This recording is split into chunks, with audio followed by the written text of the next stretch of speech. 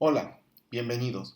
A continuación seguiremos con el tema 2, justo a tiempo, o lo que se le conoce en inglés el just in time. Esta es una filosofía de calidad creada también por Taishi Ono. Y en este caso tenemos que ver el contexto mundial de lo que corresponde a los niveles de calidad. La calidad la tenemos en dos filosofías, lo que es la calidad americana y la calidad japonesa.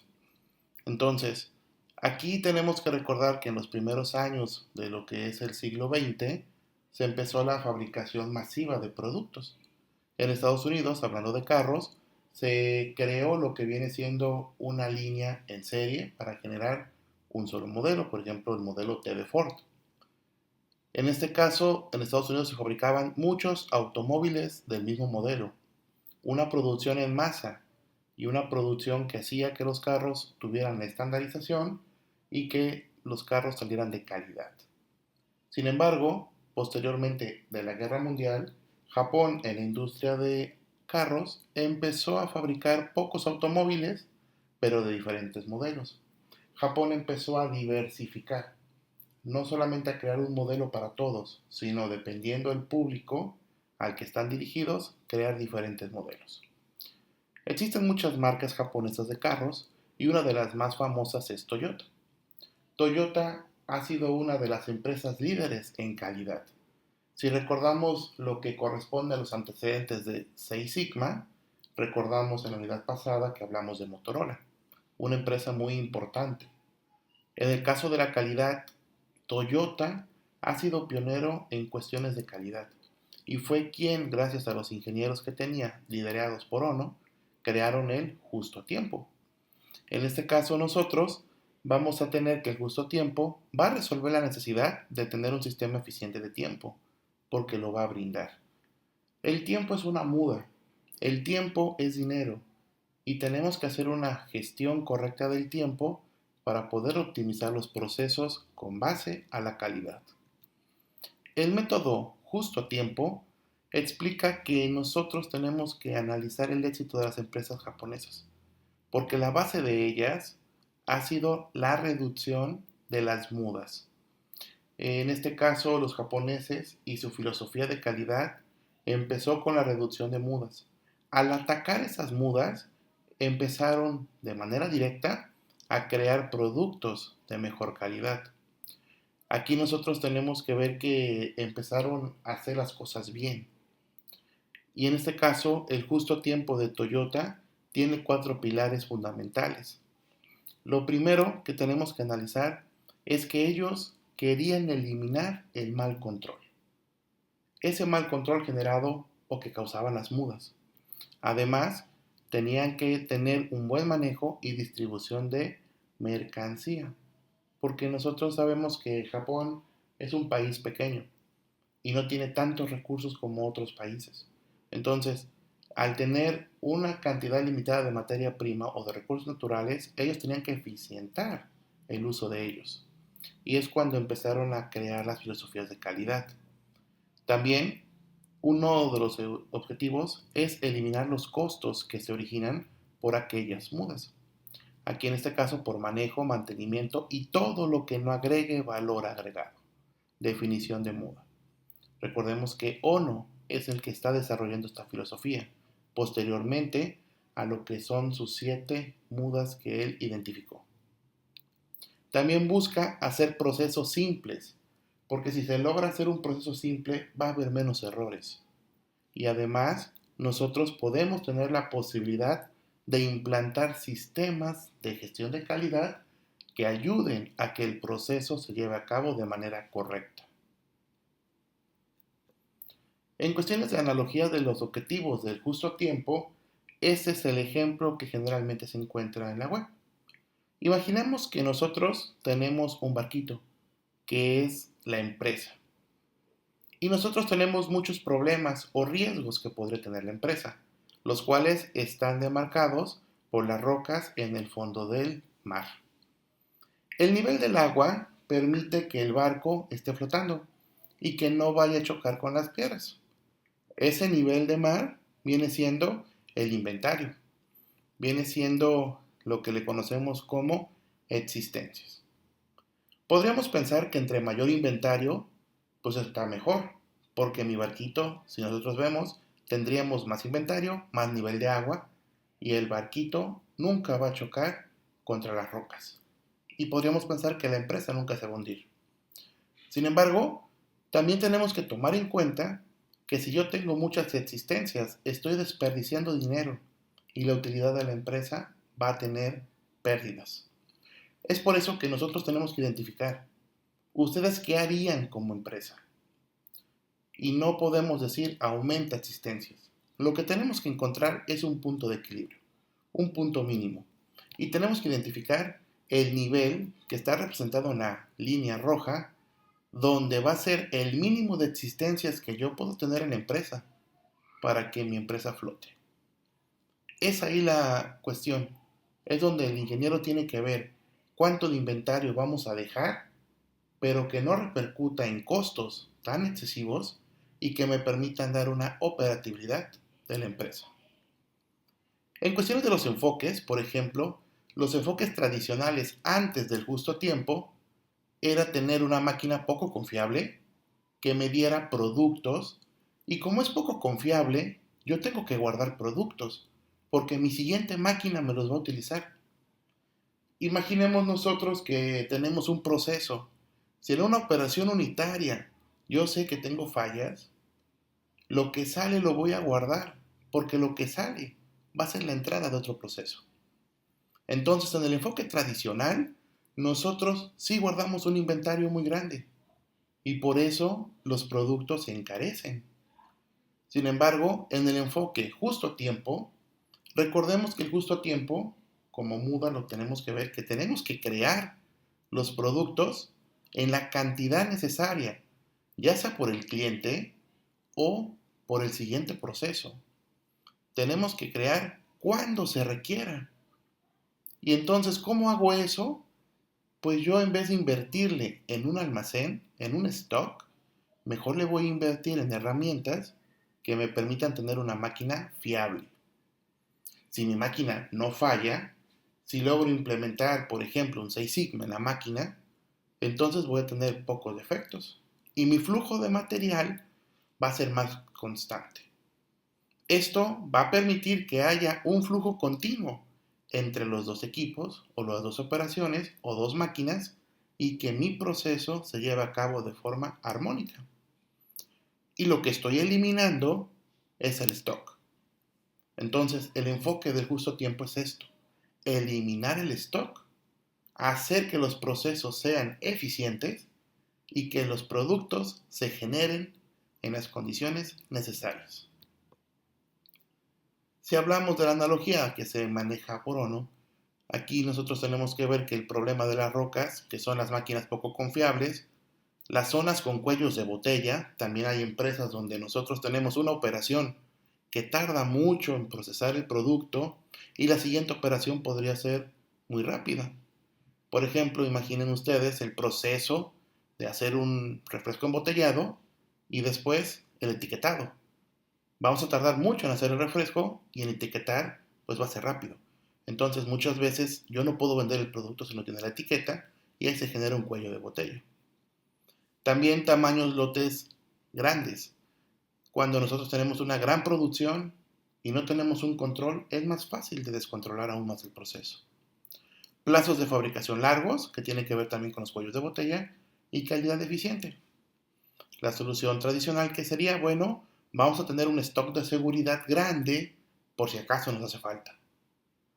Tenemos que tener una programación más compleja de cómo voy a hacer mi plan de producción. Almacenar mucho, acelerar algunos pedidos con base a prioridades, y esto no estaríamos cumpliendo un enfoque de calidad que es el cliente, y aumentar los controles. Entonces, si nosotros vemos el enfoque tradicional, sí da solución, pero genera otros problemas.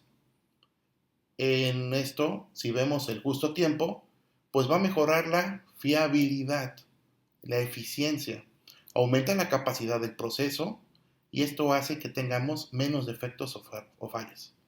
Reduce los tiempos de preparación, de espera, y eso de reducir los tiempos es el justo tiempo. Y eso al final mejora el proceso. Los resultados del justo a tiempo han permitido que muchas empresas que lo han implementado, aparte de Toyota, tengan inventarios cada vez más bajos, pero que permitan la operatividad del proceso. Y también han tenido que tener muchos incrementos en cuestiones de dinero, porque al disminuir los inventarios hay recursos que ya no se están desperdiciando. Por eso es que hay también costos por errores de material, donde hay una reducción. Se reducen casi todos los problemas que una empresa puede tener, tan solo con tener una buena relación de tiempo. Para poder implementar el justo a tiempo tenemos que considerar las fases. Y la primera fase es cómo poner en marcha el justo a tiempo.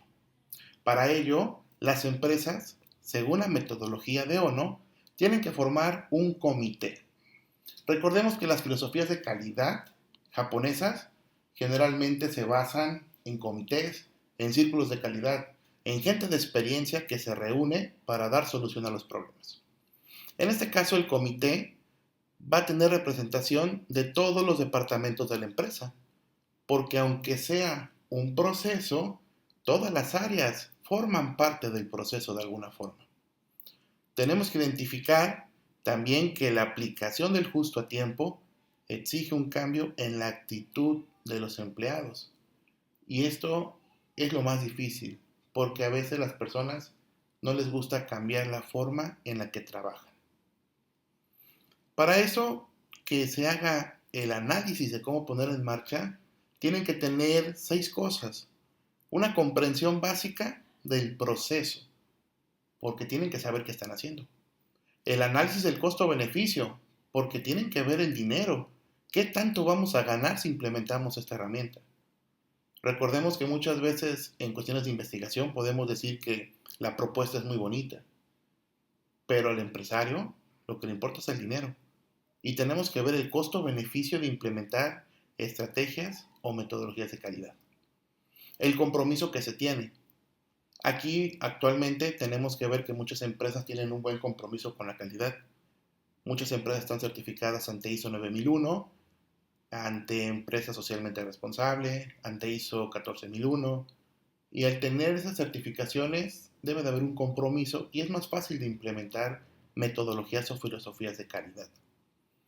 También tener decisión si lo van a aplicar o no y generar un equipo de trabajo para el justo a tiempo para poderlo empezar a aplicar dentro de la empresa o el proceso productivo. Como segunda fase tenemos la mentalización, clave del éxito, educar a todos los trabajadores.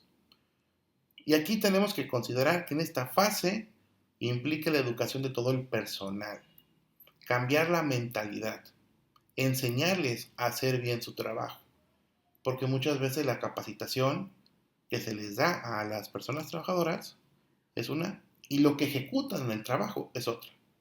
Entonces aquí también entra la parte de la gestión, estandarizar los procesos. Y eso va a ser clave para que las operaciones se lleven a cabo de igual forma, sin importar la persona que lo esté haciendo.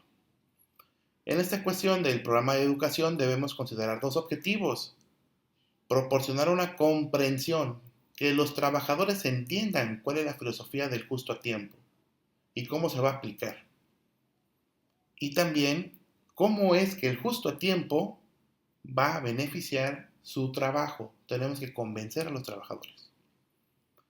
Y aquí es filosofía de pertenencia, filosofía donde dice que en esta etapa la educación no la podemos confundir con la formación, porque no estamos capacitando en la operación, estamos capacitando en el empleo del justo a tiempo en las actividades de las personas. Como tercera etapa, se vienen las propuestas de mejora de los procesos. Y aquí nosotros tenemos que ver que en las primeras 2 etapas tenemos un entorno. Tenemos el comité, tenemos la educación, pero ahora sí, los cambios en el proceso. Y tenemos nosotros que implementar otras herramientas que en posteriores videos vamos a analizar. Por ejemplo, los cambios en el proceso tienen 3 formas principales.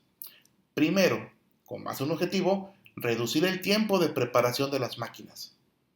Es decir, si yo tengo una máquina, por ejemplo, que está haciendo un producto y después la misma línea va a hacer otro producto, generalmente hay tiempos de preparación.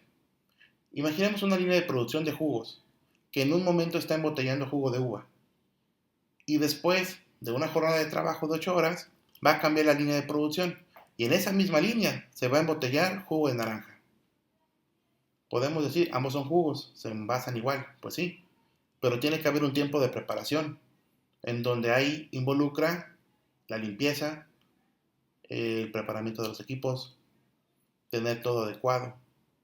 Y esos tiempos muertos los tenemos que reducir. Y para ello empleamos muchas técnicas, entre las cuales destaca SMED, que es otra técnica de Toyota implementada en calidad que veremos más adelante. Como un spoiler, SMED, por ejemplo, es una filosofía de calidad, es una herramienta que logró hacer que en Toyota un proceso de 4 horas se pudiera hacer en 3 minutos. Y con eso los tiempos de preparación de 4 horas bajaron a solo 3 minutos. Aumentó la productividad. También tenemos que ver otra cuestión, el mantenimiento preventivo. Todas las máquinas tienen desgaste. Tenemos que hacer una correcta gestión de los tiempos de mantenimiento y que esté a la par de los planes de producción. Porque si tenemos nosotros máquinas que se están llevando a cabo o se están forzando mucho y no les damos el mantenimiento correcto, en algún momento el proceso va a tronar. Y tenemos que eliminar eso, porque un minuto de una máquina parada es dinero perdido. Y también otra cuestión es cambiar la mentalidad.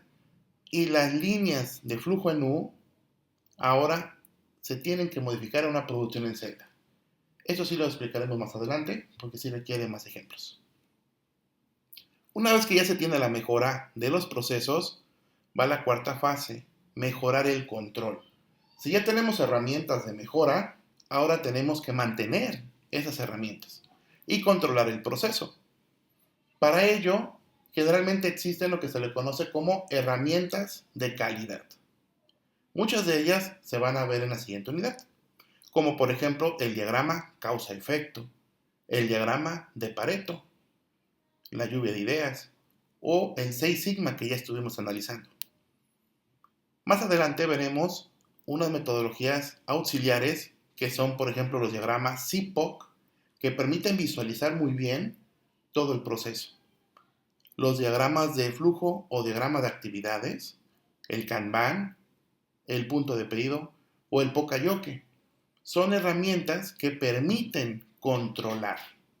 Además de que podemos tener otro tipo de herramientas como los gráficos de control, claro. Una vez que se tiene esto, ya finalmente tenemos que mantener una relación cliente-proveedor. ¿Por qué? Porque los clientes pueden ser internos. Recordemos que si mi proceso tiene 5 etapas, la etapa 1 va a darle producto a la etapa 2, por lo tanto la etapa 2 es el cliente de la 1. Y tenemos que fomentar esta relación. Y también con el cliente final, porque vamos a tener un mejor producto en menor tiempo que le puede beneficiar al cliente y también a la empresa, porque va a tener una mejor ganancia, porque va a producir más y mejor. Estas son las bases del justo tiempo y sería todo. Muchas gracias.